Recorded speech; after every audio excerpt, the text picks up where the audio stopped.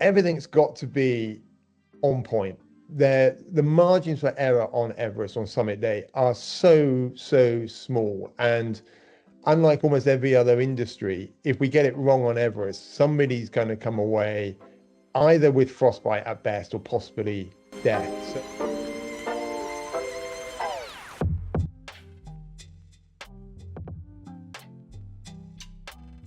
I mean, Pakistan was super interesting. We got to within maybe 100, 120 meters of the top. And it's one of those cliches. We learn more from failure than we do from success. And I think in its simplest form, when things go absolutely swimmingly, like most of my Everest ascents have done, we don't necessarily pick apart what happened and why did it happen. Whereas Pakistan this time, there was a period of decompression. It took us, 4 or 5 days to get back from the mountain.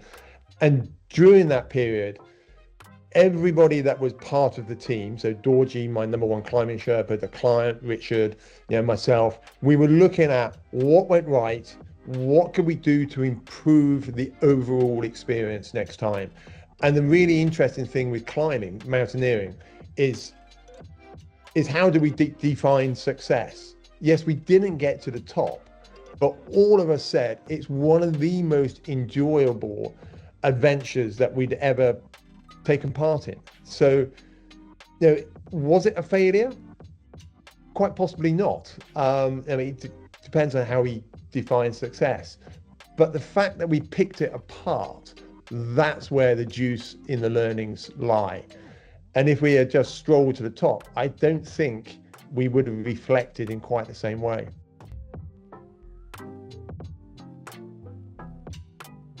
Well, climbing big mountains, I mean, if we use Everest as the example here, as soon as we leave the top camp, we're already at 8,000 meters. There is no helicopter rescue. So we have to be totally responsible for all the decisions and the actions that come thereafter. So everything's got to be on point.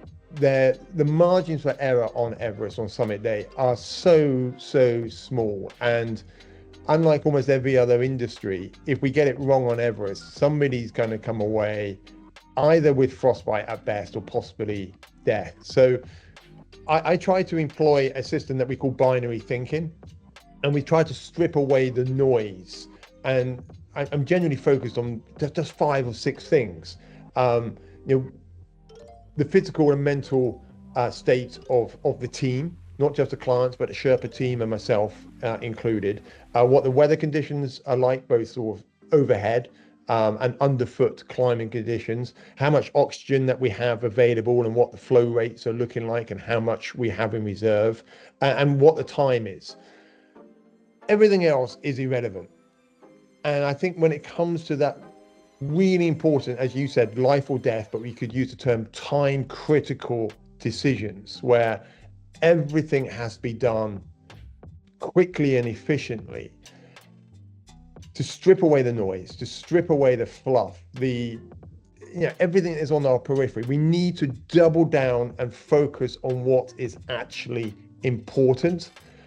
And then the other thing that we need to be very conscious of is our decision making has to be logical rather than emotionally driven. And that in itself is absolutely essential. I mean, we have this fantastic little short video from CNN of a hiccup high on the mountain and how we dealt with it. And it's all filmed and it's beautiful. It's such a great case study to look at. And to be able to have that and pick that apart and look at what happened in the moment, that is a fabulous learning tool that we have in our back pocket. But life and death situations, it's got to be logically driven, and you've got to be focused on what's actually, what is actually important. Real time information that's being fed into the decision making process, that is key.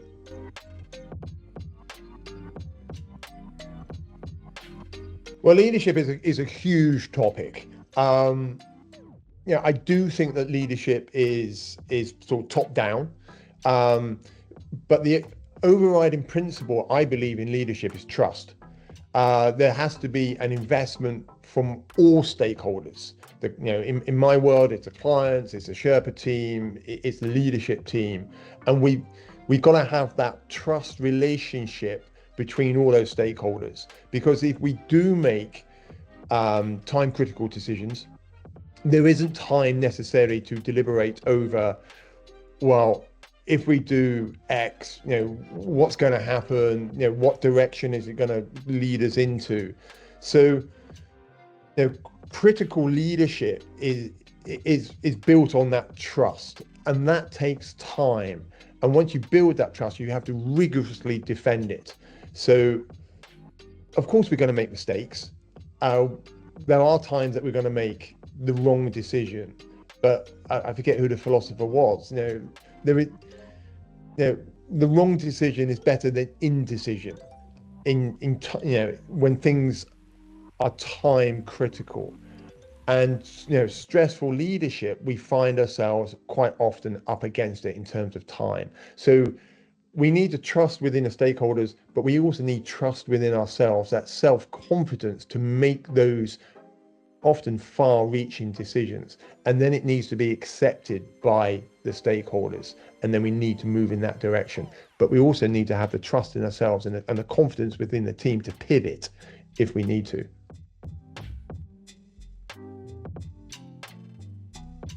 Well, I always say this with my keynotes, our deliveries, our workshops.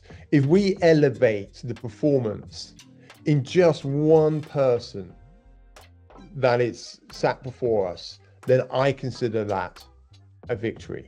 Now, when we bring a group of delegates or employees together, obviously we want them to walk away soul searching to an extent what it is that they do in the workplace on a daily basis. And if we can elevate their investment in what it is that they're doing, if we can elevate their individual and collective performance, then we've won. It's as simple as that. But we're not naive to think that what we're talking about is going to resonate with everybody. I kind of sold myself out of a job there. Let me look at that again.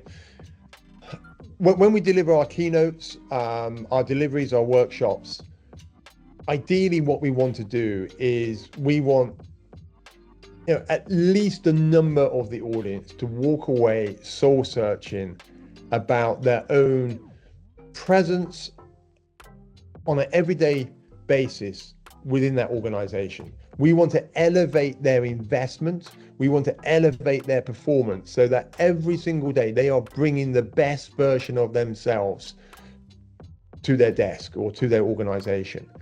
But more than that, we want to try to instill a winning culture, because we can't just turn up at work every day and be the best version of ourselves every single day. It's just an impossibility. So that's where the culture comes into things. Because if we have a collaborative culture, a culture that we, to an extent is nurturing, a culture which is a collective, then if we go in and we're not having the best day, then our colleagues can understand and realize that and help elevate what it is that we're doing. Because ultimately, what we try to do is instill peak performance, high performance in the teams that we talk to. We use the analogies of building high performing teams in dangerous environments. That's what I'm known for. And if we can overlay that to organizations, then certainly I walk away from the stage feeling that I've done my job. And if we do it properly, then the organization, we hope, will see an uplift in high performance.